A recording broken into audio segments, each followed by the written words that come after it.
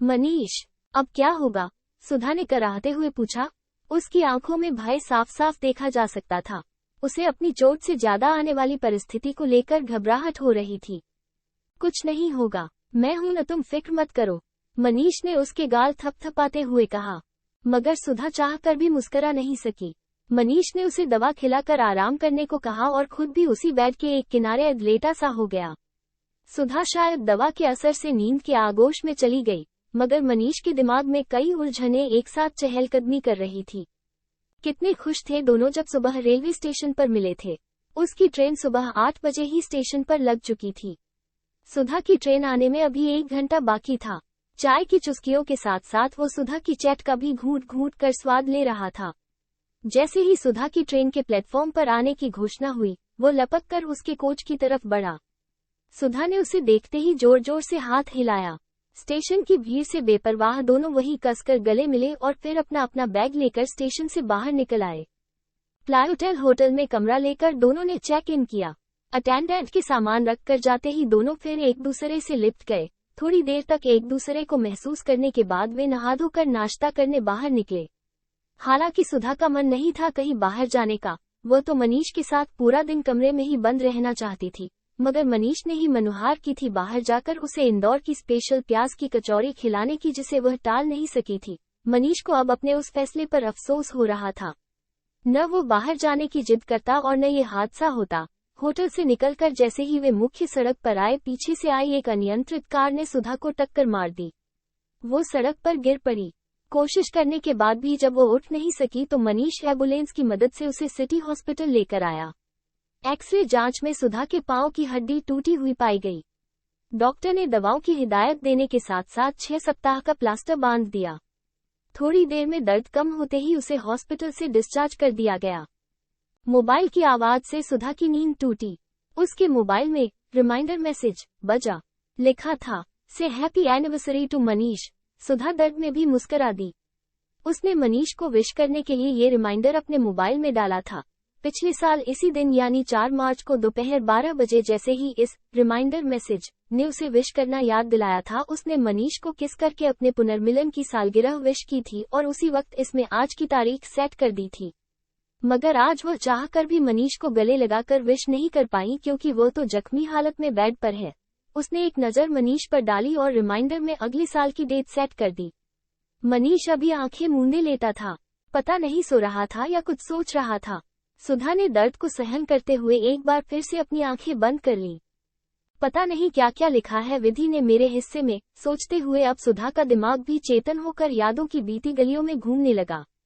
लगभग साल भर पहले की बात है।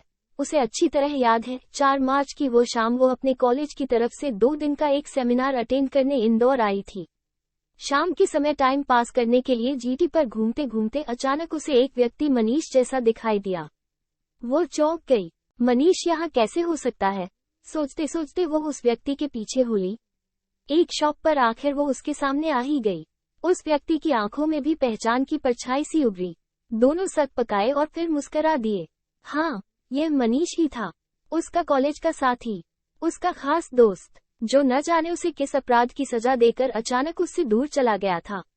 कॉलेज के आखिरी दिनों में ही मनीष उससे कुछ खिंचा सा रहने लगा था और फिर फाइनल एग्जाम खत्म होते होते बिना कुछ कहे सुने मनीष उसकी जिंदगी से चला गया। कितना ढूंढा था उसने मनीष को, मगर किसी से भी उसे मनीष की कोई खबर नहीं मिली। सुधा आज तक मनीष के उस बदले हुए व्यवहार का कारण नहीं समझ पाई थी। धीरे धीरे वक्त अपने रंग बदलता रहा। डॉक्टरेट करने के बाद सुधा स्थानीय गर्ल्स कॉलेज में लेक्चरर हो गई और अपने विगत से लड़कर आगे बढ़ने की कोशिश करने लगी। इस बीच सुधा ने अपने पापा की पसंद के लड़के विपुल से शादी भी कर ली। बच्चों की मां बनने के बाद भी सुधा को विपुल के लिए अपने दिल में कभी प्यार वाली तड़प महसूस नहीं हुई। दिल आज भी मनीष के लिए धड़क उठता था। शादी करके जैसे उसने अपनी जिंदगी से एक समझौता किया था। हालांकि समय के साथ साथ मनीष की स्मृतियों पर जमती धूल की परत भी मोटी होती चली गई थी, मगर कहीं न कहीं उसके अवचेतन मन में मनीष आज भी मौजूद था। शायद इसलिए भी वो विपुल को कभी दिल से प्यार नहीं कर पाई थी। विपुल सिर्फ उसके तन को ही छू पाया था।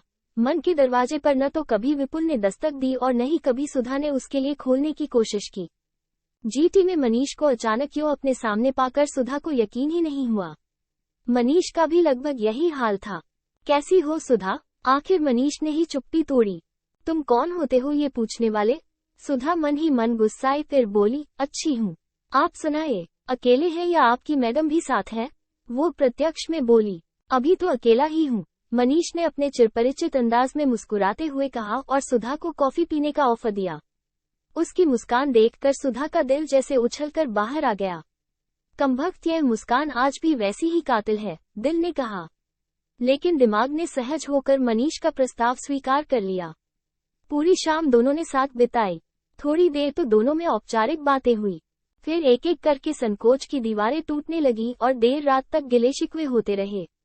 कभी मनीष ने अपनी पलकें नम की तो कभी सुधा ने। मनीष ने अपने आप को सुधा का गुनहगार मानते हुए अपनी मजबूरियां बताई, अपनी कायरता भी स्वीकार की और यूं बिना कहे सुने चले जाने के लिए उससे माफी भी मांगी। सुधा ने भी जो हुआ सो हुआ कहते हुए उसे माफ कर दिया। फिर डिनर के बाद विदा लेते हुए दोनों ने एक दूसरे को गले लगाया और अगले दिन शाम को फिर यहाँ मिलने का वादा करके दोनों अपने अपने होटल की तरफ चल दिए। अगले दिन बातचीत के दौरान मनीष ने उसे बताया कि वो एक कंस्ट्रक्शन कंपनी में साइट इंजीनियर है और इस सिलसिले में उसे महीने में लगभग 15-20 दिन घर से बाहर रहना पड़ता है, और यह भी कि उसके 2 बच्चे हैं और वह अपनी शादीशुदा जिंदगी से काफी संतुष्ट है।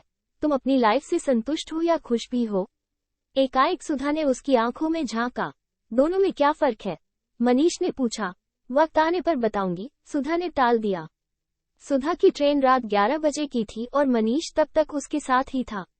दोनों ने आगे भी टच में रहने का वादा करते हुए विदा ली। अगले दिन कॉलेज पहुंचते ही सुधा ने मनीष को फोन किया। मनीष ने जिस तत्परता से फोन उठाया उसे महसूस करके सुधा को हंसी आ गई। फोन का इंतजार ही कर रहे थे क्या? सुधा हंसी तो मनीष को भी अपने उतावलेपन पर आश्चर्य हुआ।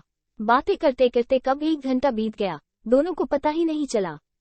सुधा की क्लास का टाइम हो गया, वो पीरियड लेने चली गई। वापस आते ही उसने फिर मनीष को फोन लगाया और फिर वही लंबी बातें। दिन कैसे गुजर गया पता ही नहीं चला। देर रात तक दोनों व्हाट्सएप पर ऑनलाइन रहे और सुबह उठते ही फिर वही सिलसिला। अब तो ये रोज का नियम ही बन गया। न जाने कितनी बातें थी उनके पास जो खत्म होने का नाम ही नहीं लेती थी। कई बार तो ये होता था कि दोनों के पास ही कहने के लिए शब्द नहीं होते थे, मगर बस वे एक दूसरे से जुड़े हुए हैं यही सोचकर फोन थामे रहते। इसी चक्कर में दोनों के कई जरूरी काम भी छूटने लगे। मगर न जाने कैसा नशा सवार था दोनों पर ही कि यदि 1 घंटा भी फोन पर बात न हो तो दोनों को ही बेचैनी होने लगती। ऐसी दीवानगी तो शायद उस कच्ची उम्र में भी नहीं थी जब उनके प्यार की शुरुआत हुई थी। सुधा को लग रहा था जैसे खोया हुआ प्यार फिर से उसके जीवन में दस्तक दे रहा है, मगर मनीष अब भी इस सच्चाई को जानते हुए भी यह स्वीकार करने की हिम्मत नहीं जुटा पा रहा था कि उसे सुधा से प्यार है। मनीष, तुम इस बात को स्वीकार क्यों नहीं कर लेते कि तुम्हें आज भी मुझसे प्यार है? एक दिन सुधा ने पूछा। मैं अगर यह प्यार स्वीकार कर भी लूं तो क्या समाज इसे स्वीकार करने देगा? कौन इस बात का समर्थन करेगा कि मैंने शादी किसी और से की है और प्यार तुमसे करता हूं? मनीष ने कड़वा सच उसके सामने रखा। शादी करना और प्यार करना दोनों अलग अलग बातें हैं मनीष। जिससे चाहे शादी भी उसी से हो ये जरूरी नहीं। तो फिर यह जरूरी क्यों है कि जिससे शादी हो उसी को चाहा भी जाए? सुधा का तर्क भी अपनी जगह सही था। चलो माना कि यह जरूरी नहीं, मगर इसमें हमारे जीवन साथियों की क्या गलती है? उन्हें हमारी अधूरी चाहत की सजा क्यों मिले? मनीष अपनी बात पर अड़ा था। मनीष, मैं किसी को सजा देने की बात नहीं कर रही। हमने अपनी सारी जिंदगी उनकी खुशी के लिए जी है। क्या हमें अपनी खुशी के लिए जीने का अधिकार नहीं?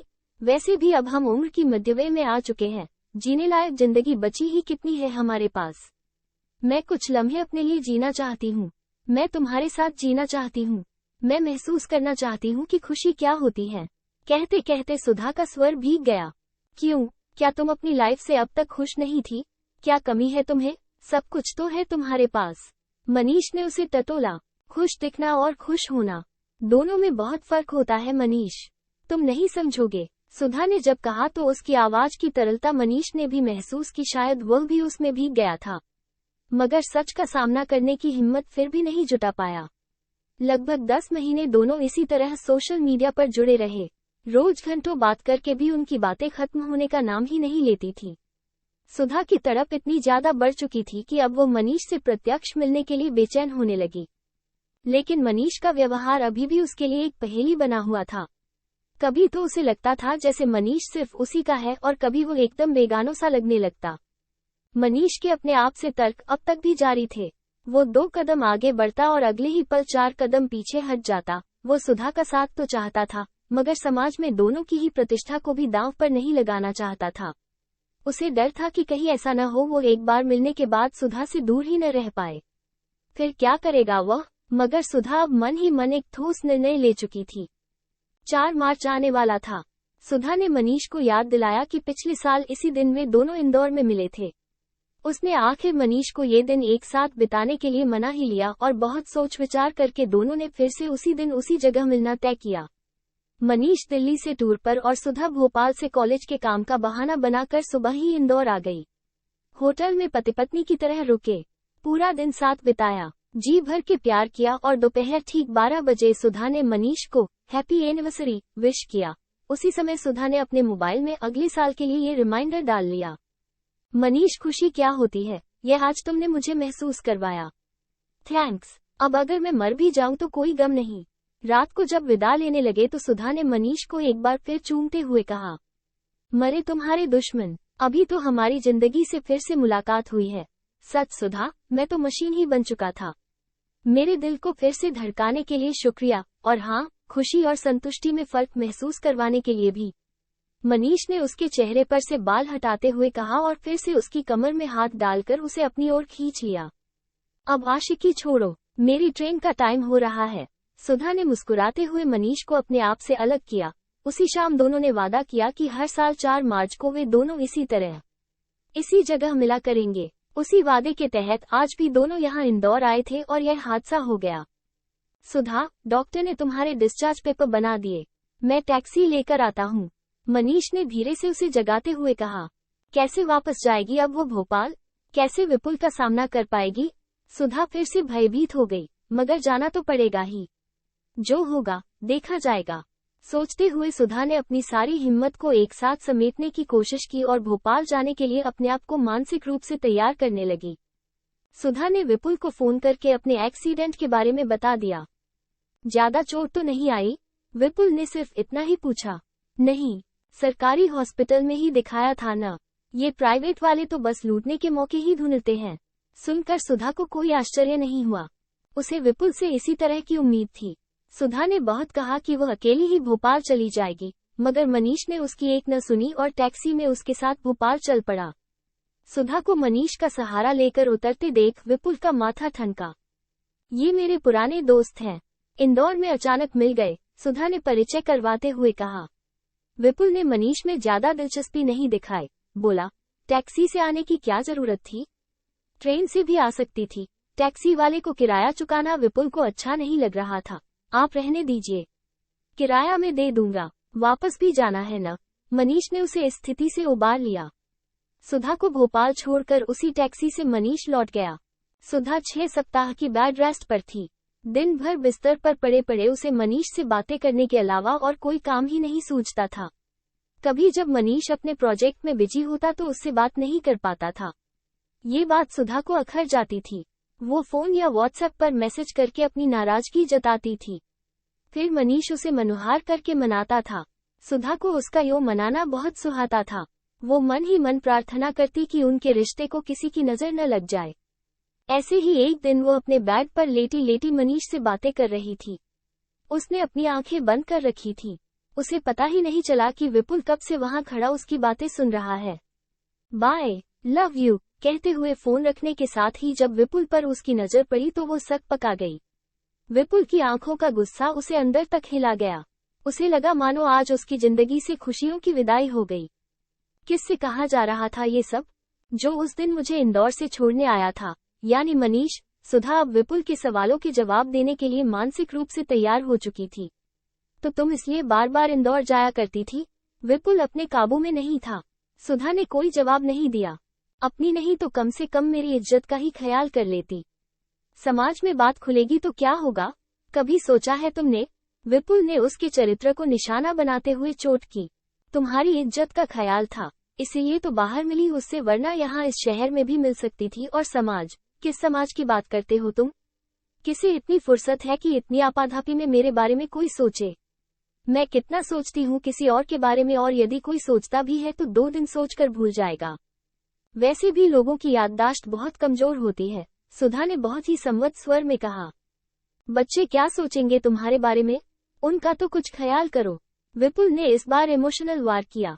2-4 सालों में बच्चे भी अपनी अपनी जिंदगी में व्यस्त हो जाएंगे, फिर शायद वे वापस मुड़कर भी इधर न आए। विपुल, मैंने सारी उम्र अपनी जिम्मेदारियां निभाई हैं, बिना तुमसे कोई सवाल किए अपना हर फर्ज निभाया है, फिर चाहे वो पत्नी का हो अथवा माँ का।